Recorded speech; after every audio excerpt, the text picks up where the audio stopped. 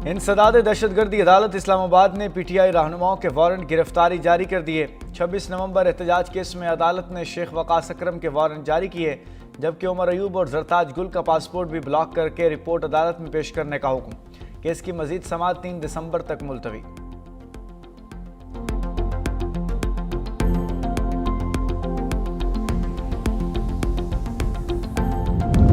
27वीं आईनी तरमीम पर सुप्रीम कोर्ट के अंदरूनी इख्तलाफात मजीद गहरे हो गए। जस्टिस अतहर मिनल्ला ने भी चीफ जस्टिस याहिया अफरीदी को खत लिख दिया। जस्टिस अतहर मिनल्ला ने अदलिया के किरदार पर सख्त सवालात उठा दिए। खत में कहा, सुप्रीम कोर्ट अक्सर ताकतवर के साथ खड़ी रही, आवाम के साथ नहीं। जुल्फ़िकार अली भुट्टो की अदालत को अदलिया का नाकाबिले माफ़ी जुर्म था। बेनज़ीर भुट्टो, नवाज शरीफ और मरीम नवाज के खिलाफ कार्रवाइयाँ भी इसी सिलसिले की कड़ियाँ हैं। खत में कहा गया, इस्लामाबाद हाई कोर्ट को अवामी एतमाद हासिल करने पर निशाना बनाया गया और बहादुर जजेस के एतराफ़ात सुप्रीम कोर्ट के ज़मीर पर बोझ बन चुके हैं।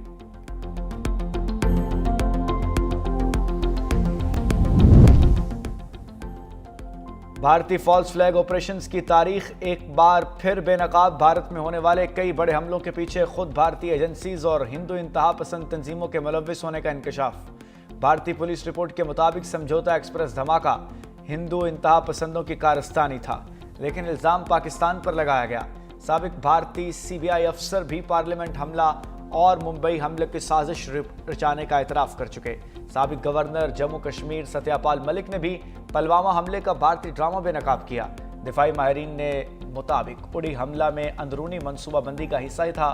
टाइम्स ऑफ इंडिया के मुताबिक साबिक RSS का रुकन यशवंत शिंदे अदालत में हल्फिया बयान दिया कि सिंह परिवार ने बम धमाकों के जरिए बीजेपी को जितवाने में किरदार अदा किया।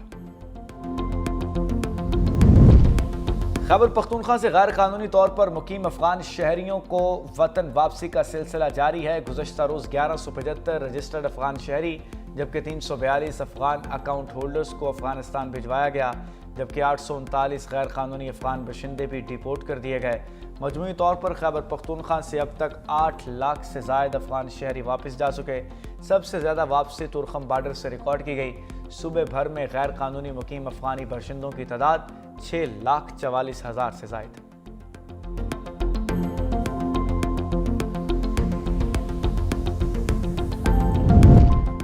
और वफाकी वजीर जाम कमाल खान की ज़ेर सदारत मलेशिया गोश्त बरामदात कमेटी का इजलास। गोश्त की बरामद का $200 मिलियन का हदफ मुकर्रर किया गया। जाम कमाल ने वर्किंग ग्रुप को एक हफ्ते में रिपोर्ट पेश करने और सूबों से मशावरत की हिदायत कर दी। इजलास में राना तनवीर हुसैन और हारून अख्तर भी शरीक हुए। गोश्त की लागत, मयार और सप्लाई चेन के मसाइल पर गौर किया। जाम कमाल ने भारत से कीमतों का मुवाजना करने, जबकि राना तनवीर ने फार्म से स्लॉटर हाउस तक मयार यकीनी बनाने पर जोर दिया।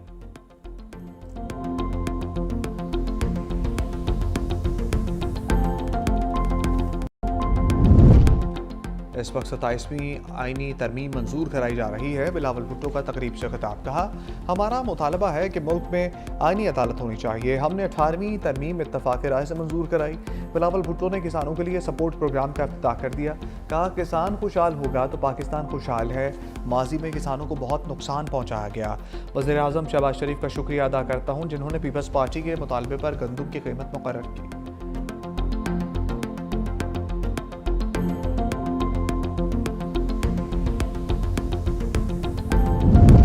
तरमीम जो ये करने जा रहे हैं आइन के मुनाफी है। बैरिस्टर गौहर कहते हैं इसके खिलाफ एहतजाज करेंगे, अदालत जाएंगे। इस कानून साजी के बाद पहली बार होगा पाकिस्तान में कोई चीफ जस्टिस नहीं होगा। इस तरमीम पर लोग सोग में हैं। तरमीम इत्तफाक राय से होती है, अददी तादाद देखकर नहीं होती।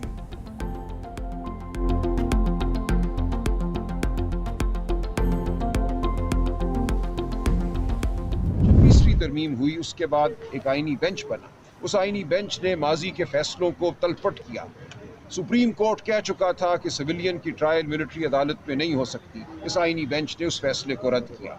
इसी तरह सुप्रीम कोर्ट PTI को मखसूस नशस्तें दे चुका था जिनकी तादाद 60 थी। वो नशस्तें इस आईनी बेंच ने हमसे छीनी। अब जो ये अदालत बनाने जा रहे हैं, इससे मजीद ये इसी किस्म के काम लेंगे। 27वीं तरमीम के बाद हुकूमत मर्जी के जज तैनात करेगी। पीटीआई रहनुमा सलमान अकरम राजा की पार्लियामेंट में गुफ्तगू। कहा 26वीं तरमीम के बाद आईनी बेंच ने सिविलियन के ट्रायल की इजाज़त दी। आईनी बेंच ने पीटीआई की 60 नशस्तें उनको दी जिनको वोट नहीं पड़े। इस तरमीम का बराह रास्त असर मुल्की जमहूरियत पर पड़ेगा।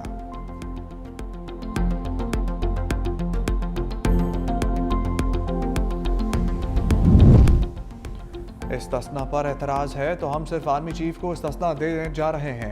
वज़ीर दिफ़ा ख्वाजा आसिफ का एक्स पर बयान। कहा आपने तो जनरल बाजवा को बाप बना लिया था जिसकी बाज़गश्त आज तक सुनाई दे रही है।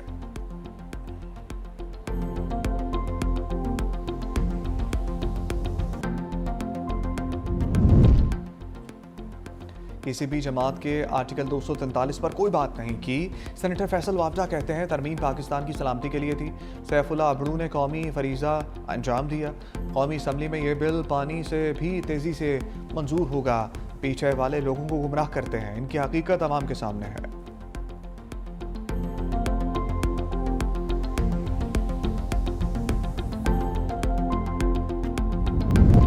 भारतीय दारुल-हुकूमत नई दिल्ली में धमाका, 10 अफराद हलाक, मुतअद्दिद जख्मी।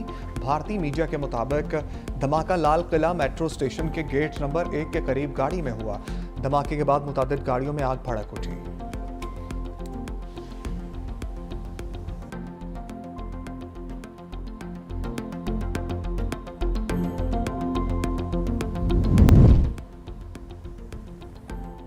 सवाल मुश्किल है तो मामला आईनी अदालत भिजवा देते हैं, हम तो बेचारे वैसे ही यहाँ बैठे हैं। जस्टिस मंसूर अली शाह के रिमार्क्स पर कमरा अदालत में क्या कहे।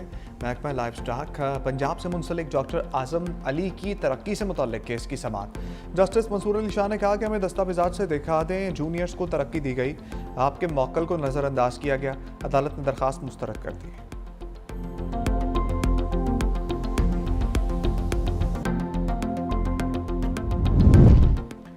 पीआईए इंतजामिया और इंजीनियर्स में तनाज़ा हल ना हो सका। इंजीनियर्स की हड़ताल मजीद 7 परवाज़ें मनसूख। 48 ताख़ीर का शिकार, फ्लाइट शेड्यूल मुतासर होने से मुसाफिर ख्वार।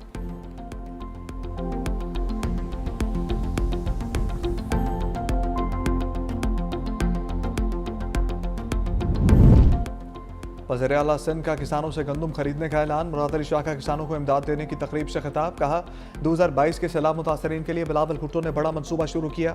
मुतासरीन की रिहाइश के लिए 21 लाख घर बनाए। मजीद कहा बिलावल भुट्टो ने कहा हमने काश्तकारों का ख्याल रखना है, अपनी गलती के बायस गंदम इम्पोर्ट करना पड़ी।